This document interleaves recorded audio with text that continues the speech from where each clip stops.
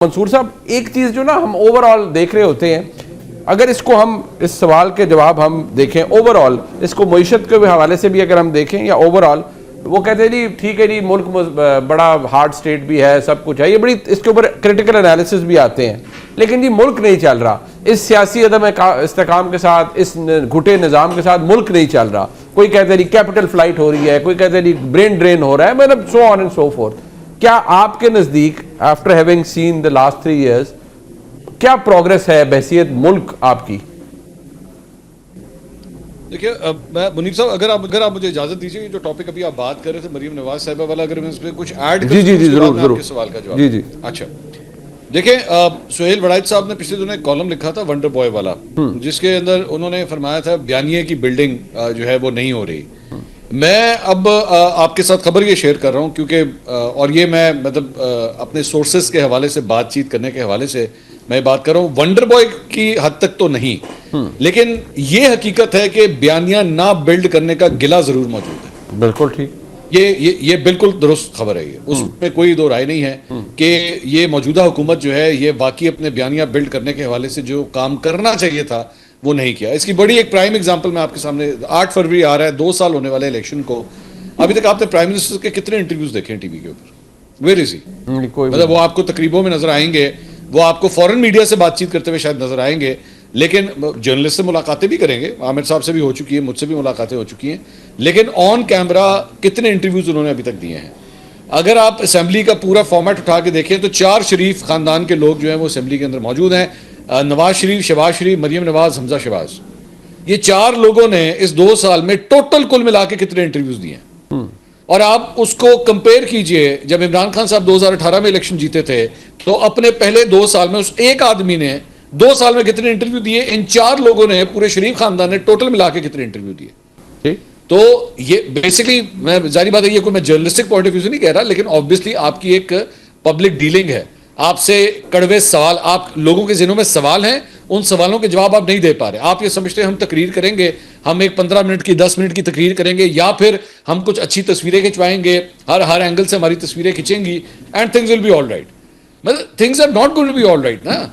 लोगों के जिन्हों में सवाल हैं उनको उसका जवाब दीजिए। हो सकता है आधे लोग आपके जवाब को एक्सेप्ट करें, आधे ना करें, आधे तो करेंगे। हाँ ऐसे ही, बिल्कुल आप बेसिकली उस प्रोसेस में ही नहीं जा रहे, और शायद इसकी वजह यह है कि आप ये समझते हैं जिस तरह एक इलेक्शन से पहले एक वो जुमला स्टार्ट हुआ था, साड़ी गल हो गई है, वो ताड़ी गल हो गई है, ताड़ी गल मुक भी सकती है, ताड़ी गल मुक भी सकती है।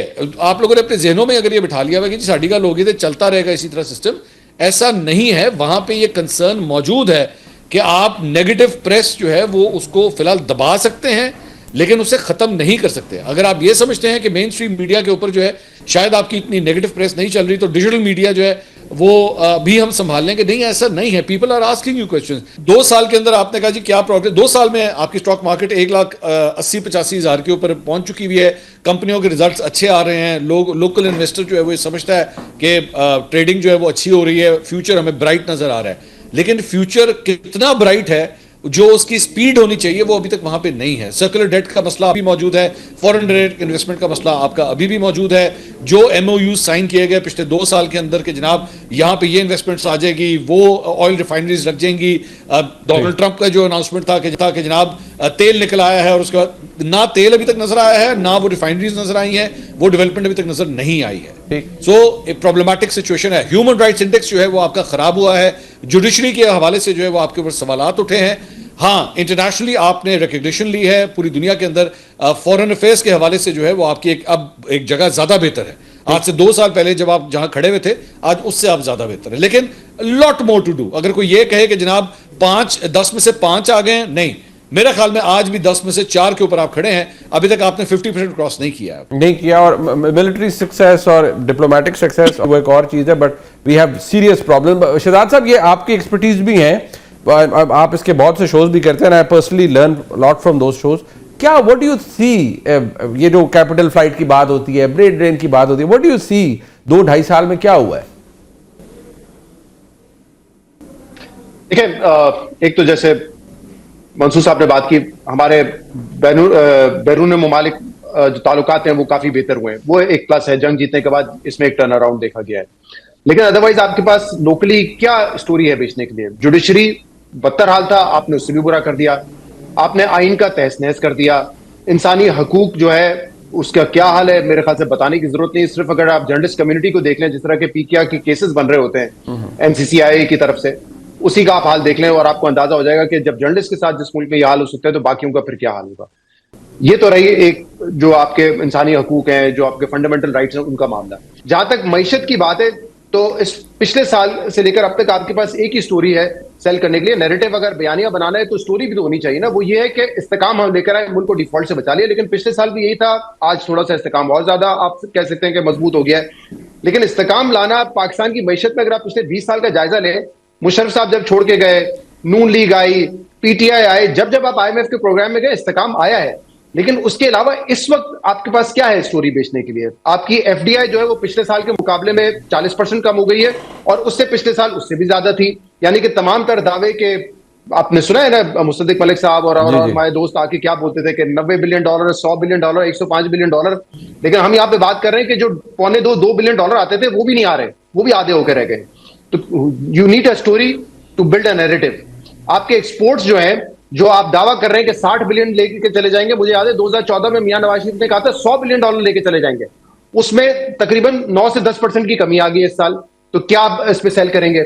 अनएम्प्लॉयमेंट आपकी 2000, बेरोजगारी, मतलब देखिए हम यहाँ पे बैठ के मैक्रो लेवल पे बात कर लेते हैं, इस्तेकाम आ गया, बड़ा अच्छा लगता है, लेकिन आप जो निचला तबका है कभी उससे पूछे ना उनकी क्या मुश्किलात है, क्या उनकी पे में इजाफा हो रहा है, क्या उनको नौकरियां मिल रही है, नहीं मिल रही है। 2001 के बाद इस वक्त वर्स्ट आपका अनएम्प्लॉयमेंट रेट है, इतनी बेरोजगारी आपके पास। आपके अपने लोग आकर ये कह रहे होते हैं, जो हुकूमत की साइड ले रहे होते हैं कि यार आपने इस्तेकाम तो लेकर आ गए, लेकिन इंडस्ट्री बंद हो रही है। FPCCI क्या कह रही है? 150 यूनिट्स आपके बंद हो गए टेक्सटाइल के। तो ये मसाइल आपके हैं, और सिर्फ चले आप ये कह रहे हैं कि टेक्सटाइल ने क्या किया, आज तक कुछ नहीं किया होगा, उस पर हम बड़ी बहस कर सकते हैं, लेकिन लोगों का रोजगार तो है ना। 5-5, 10-10 हजार लोग को एम्प्लॉय करते हैं, क्या करेंगे अगर वो यूनिट्स बंद हो जाएंगे? कहां इनको आप जॉब में सेटल करेंगे?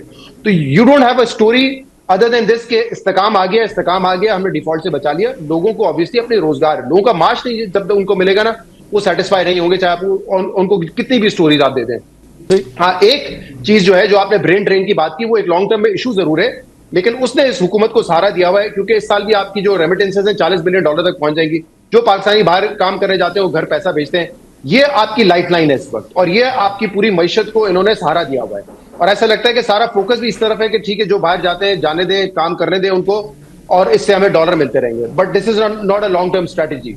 आपको पता है दुनिया में इमिग्रेशन लॉज कितने सख्त हो रहे हैं, हमारे दोस्त ममालिक इस पर कितनी सख्ती कर रहे हैं, और क्या आप उतने स्किल्ड लोगों को पैदा भी कर रहे हैं जिनको आप बाहर भेज सकेंगे? तो I guess it's a long debate, but you need a story, strong story, जिसकी बुनियाद पे आप नैरेटिव बना सकते हैं। राना साहब, क्या ये जो नैरेटिव की ये बात मंसूर अली खान साहब ने की, राइटली सो, इसमें बड़ा वजन है। क्या वाकई हुकूमत ये इतने साल, अब देखिए बीच में कितनी बड़ी कामयाबी, फौजी कामयाबी, सिफारती कामयाबी हमें नजर आई, और नजर आई पूरी दुनिया से उसने एक्नॉलेज किया।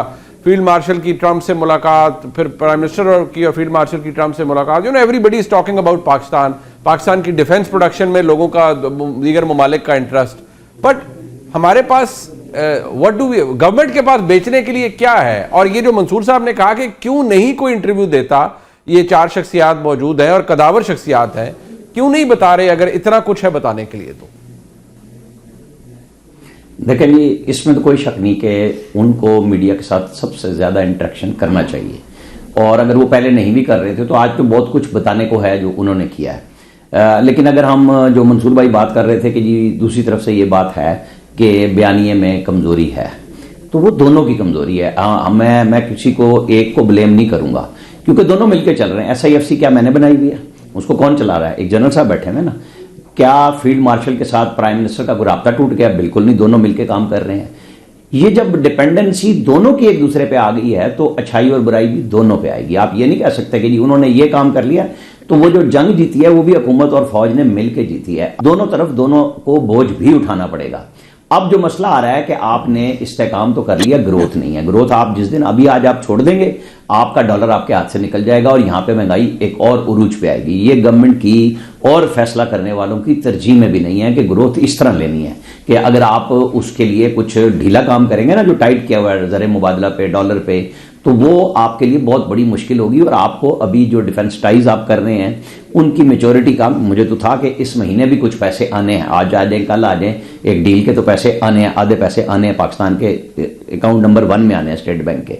उसके साथ एक खबर बनेगी, वो कब बनती है, क्योंकि ये दोनों मिल के काम कर रहे हैं। हाँ, बयानियां बनाने के लिए जब तक PMLN का अपना एक बयानिया नहीं होगा दोनों घरों का, उस वक्त तक इनके लिए मुश्किल आएगी, क्योंकि पंजाब अपनी गुडविल बना रहा है, फेडरल गवर्नमेंट बिल्कुल एक साइड पे सिर्फ वही प्रोग्राम कर रहे हैं जिसमें आम आदमी की शमूलियत को, शहबाज शरीफ को भी सोचना होगा, मरियम नवाज को भी सोचना होगा, और फिर मिल के सोचना होगा कि हम लोगों को क्या बता रहे हैं, हमने क्या दिया है। ये जो 2 साल पूरे हो रहे हैं, दोनों को कंबाइन एफर्ट के साथ सामने आना पड़ेगा। मेरा ख्याल है पंजाब गवर्नमेंट तो अपनी प्लान कर चुकी हुई है, शायद मीडिया से भी उनका काफ़ी इंटरेक्शन उन्होंने प्लान किया हुआ है, कर रहे हैं, और सवाल जवाब भी वो टिका के उनके ख्याल में कि उनको कोई मसला नहीं है। चीफ मिनिस्टर से मेरी बात हुई थी, वो कह रही थी कि मुझे तो कोई इशू नहीं है। मैं कहा तो फिर मिलते क्यों नहीं, हम तो जिसके पास जाते हैं बात सीधी सी करते हैं कि जी आपको ये काम करना चाहिए था, आपने ये नहीं किया, और आप ये जो कर रहे हैं इसके अंदर आपका राब्ते का फुकदान मौजूद है, उसको लाएं। मैं बिल्कुल इस बात को मानता हूं, लेकिन मईशत जिस जगह से आप उठा के लाए हैं, अब एक जामे एफर्ट ही हो सकती है। मैं FPCCI की इस प्रेस कॉन्फ्रेंस को कि ये लोग सिर्फ और सिर्फ अपने कारोबार और धंधे के लिए प्रेस कॉन्फ्रेंस ब्लैकमेलिंग के लिए करते हैं। ये जब बदले में ज़र मुबादला कमा के कहां रखते हैं? क्या ये पाकिस्तान ले आते हैं? जब मेरे और आपके खर्चे पे ये यूनिट सस्ते लेते हैं, ये जो बिजली के यूनिट हों या रिबेट रेट्स लेते हैं टैक्स के अंदर सब चीज़ों में, तो ये हमारी चाहे वो टेक्सटाइल इंडस्ट्री हो, इनके अपने तो तमाम के तमाम खाते बहुत बेहतरीन चल रहे हैं। ये मजदूर को देते हुए ये भी रोते हैं। ये EOBI के जो पैसे हैं वो भी इन्होंने गवर्नमेंट से दबवा के कम करा लिए हैं कि हमारे ऊपर नहीं आएगा।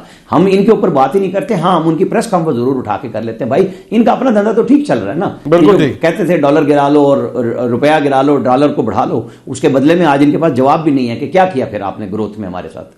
ठीक हो गया।